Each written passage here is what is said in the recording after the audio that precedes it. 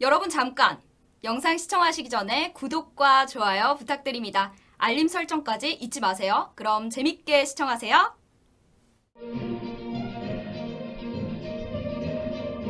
시청자 여러분 안녕하십니까? 신의 한 수의 유채린입니다. 나경원 전 원내대표가 회고록을 냈습니다.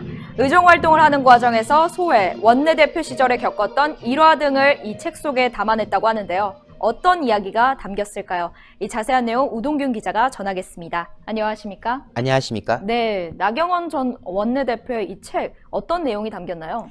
네, 나경원 전 원내대표 사실 지난해 원내대표를 맡는 과정에서 여러 투쟁의 일선에 나섰던 인물 아니겠습니까? 또 많은 시청자분들이 그러한 나경원 원내대표에서 응원의 목소리도 보내주셨었는데요. 이러한 나경원 전 의원이 회고록을 써냈습니다. 나경원의 증언이라는 제목의 책을 낸 건데요. 조국 그리고 윤석열에 대한 여러 평가 그리고 원내대표 수행 중에 겪었던 몇몇 일화들 이런 것들을 다 담아냈다고 하고요.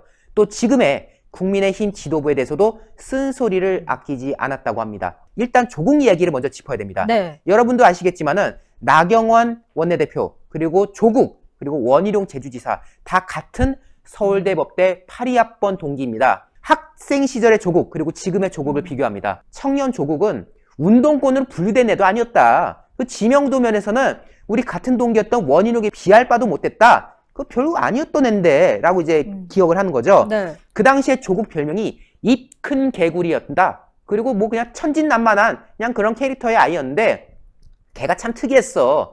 그 학생 식당에서 그 밥을 먹고 있는데 갑자기 지 혼자 불쑥 딱 나타나거든. 혼자 뭐라 중얼거리다가 그냥 갑자기 또 사라져버려서 피식하게 만드는 싱거운 남학생이었다라고 말하는데요. 사실 저는 그냥 개인적인 생각이지만 네.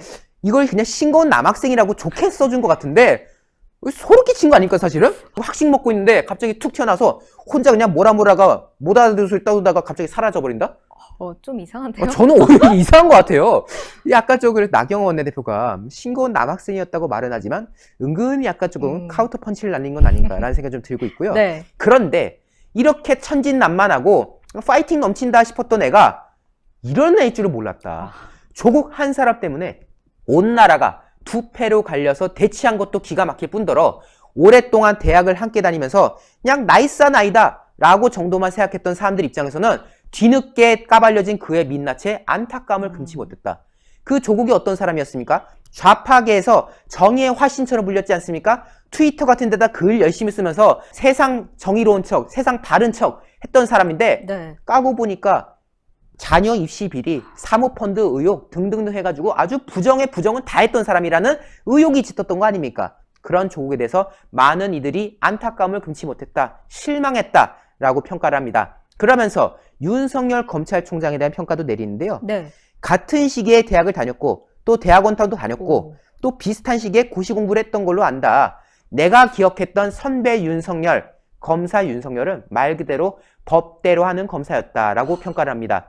물론 이 우파 내에서도 여러 가지 호불호가 갈리는 점이 있지만 최소한 같이 법을 공부했고 또 선배로서도 지켜봤던 바에 따르면은 그 사람은 그냥 법대로 한 사람이다. 그 사람은 그냥 법과 원칙에 입각한 사람이다 라고 이제 평가를 하는 그런 과정이 벌어졌죠. 사실 국정원 댓글 수사 때부터 이제 여러 가지 말들이 나왔던 거고 사실 또 좌천의 길도 있었던 건데 이때도 개인적으로는 안타까운 마음을 가졌다고 합니다. 지금 또 어떻습니까?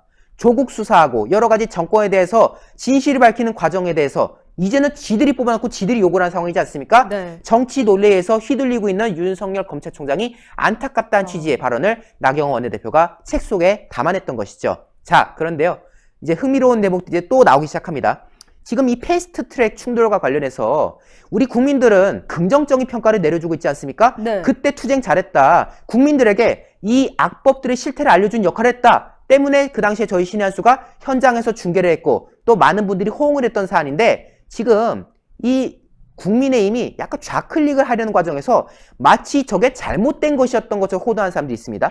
여기에 대해서 나경원 원내대표가 지적을 하는데요. 패스트트랙 그 과정 자체가 우리 정치사에 씻을 수 없는 오점이다. 그 민주당이 짝짝꿍해서 야합해가지고 일방적으로 통과를 시켰던 악법 아니냐. 그런데 그 패스트트랙 충돌하는 과정에서 여러 가지 말들은 있었다고 해도 탄핵 사태를 겪으면서 우리가 그동안 지리멸렬하고 웰빙 정당의 모습을 보여줬는데 결과적으로 그 충돌을 통해서 야당이 하나가 되는 모습을 보여줌으로써 에너지를 줬던 사건으로 나는 기억하겠다. 즉 일각에서 말하는 투쟁하지 말았어야 됐다는 그 발언에 대해서 나는 이해할 수가 없다. 라는 취지로서 간접 반박했던 사안 아니겠습니까? 네. 아마 이 의견에 대해서는 우리 시청자 여러분도 적극 공감할 것이라고 생각되고요. 그런데 더 흥미로운 대목이 나옵니다. 이거는 여러분들 추천을 꼭 눌러주셔야 되는 일화인데요. 이인영 당시 원내대표, 지금은 통일부 장관이지만 지난해에는 나경원과 함께 원내대표로서 파이트했던 그런 관계지 않습니까? 네. 그 당시의 일화를 소개합니다. 그때 아시겠지만은 그 미사일 도발을 북한에서 많이 했어요. 네. 뭐만 하면 미사일 쏴대가지고 뭐 불상의 뭐 발사체? 뭐 이런 식으로 정부에서 말해가지고 조롱도 당했던 바가 있지 않습니까? 그런데 당연히 야당 입장에서는 북한의 미사일 발사가 규탄해야 되는 거 아니냐. 함께 규탄 결의안 통과시키자라고 민주당, 여당을 압박하는 과정이 벌어진데 역시 이인영 북한 발악이답습니다. 이때 이렇게 말했다는 거예요. 그 뭐 결의안을 통과시켜. 어차피 북한 앞으로도 더 미사일 쏠 건데 뭐 서두를 거 없잖아. 이렇게 말했다는 거예요. 이게 지금 집권정당 원내대표가 할 수 있는 발언입니까? 대한민국의 안보를 위협하는 미사일 발사를 북한이 수십 차례를 자행하고 있는데 어차피 북한 미사일 덜 쏠 거니까 결의안 통과시킬 필요 없다. 정말로 충격적인 사실인 거죠. 네. 이러한 내용들을 나경원 원내대표가 책 속에 담아냈던 것입니다. 참 많은 분들께 공유가 돼야 될 것 같다는 생각이 드는데요. 현 정치권에 대해서도 쓴소리를 아끼지 않습니다. 특히 지금 좌클릭을 하고 있는 야당에 대해서 지적을 하는데요. 비록 우리가 선거에서 졌다고는 하지만 엉뚱한 곳에서 해답을 찾아서는 안 된다. 그건 용기가 부족한 거다라고 지금 질타를 합니다. 우리가 비록 대선에서 밀리고 지방선거에서 밀리고 총선에서 밀리는 그런 상황이 있었다고는 하지만 그렇다고 해서 우리의 가치, 보수의 가치를 버릇에 쓰나 그 뭐 누구께서는 보수란 말 쓰지 말라고 하던데 그런 식으로 엉뚱한 답을 찾는 거 적절치 않다. 보수라고 쓰지 말라는 그런 태도 자체가 용기가 없어서 하는 거다. 우리가 스스로 옳다고 믿는 거에 대해서는 자신감을 가져야 된다. 보수가 잘못됐다? 아니다. 우리의 신념에 대해서는 끝까지 자신감을 가지고 지켜내야 된다. 라는 소신 발언을 이어나갔고요. 그러면서 이렇게 또 말합니다. 공격을 하는 언론들, 그 어용 언론들이 있는데 그러한 일시적인 부정적 여론과 언론의 공격에 괜히 위축돼가지고 그거 쫄아가지고 물러서면은 그때부터 더 집요한 공격이 시작된다. 즉 걔들이 뭐라 한다 해가지고 거기에 밀려가지고 쫄아가지고 아우 죄송합니다 하면은 더 집요한 일들이 벌어질 것이다. 어설프게 남을 따라하는 것도 방법이 아니다. 가장 우리다운 곳에 집중해야 된다라고 이제 지적을 딱 하는데요.